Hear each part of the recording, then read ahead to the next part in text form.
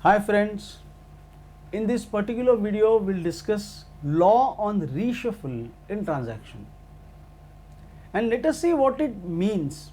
What is reshuffle in transaction? Let us see that. It means a person has entered into a transaction with someone, but later on wants to have modification or changes in transaction. There are specific limitation periods within which any transaction can be reshuffled. Like in case of transaction related to iron, reshuffle can be done within 1 month from the transaction. If transaction is regarding seeds, the same can be reshuffled within a period of 10 months from the date of transaction.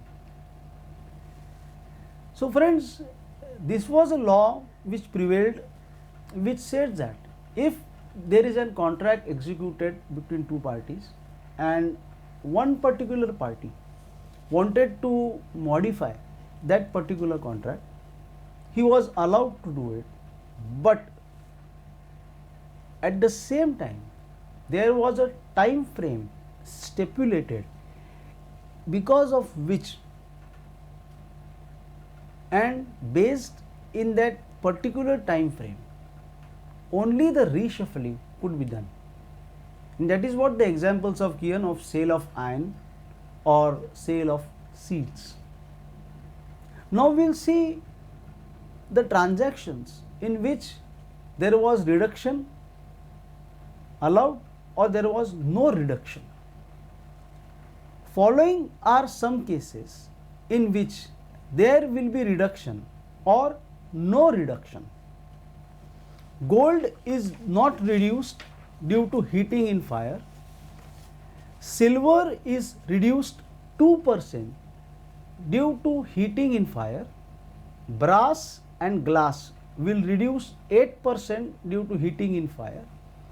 Copper will reduce 5% due to heating in fire.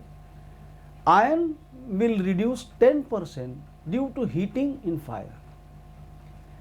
So I think if you see these particular things, this is all regarding the reduction which take place in the metals, that is gold, silver, iron, while heating brass. So these are going to get reduced. So even if after some time you are going to modify your particular transaction, there is bound to be some reduction in the quantum of that particular article. So friend, this was that law of reshuffle in transactions. In our next video, we will discuss on what are the general rules of governance which existed. Thank you.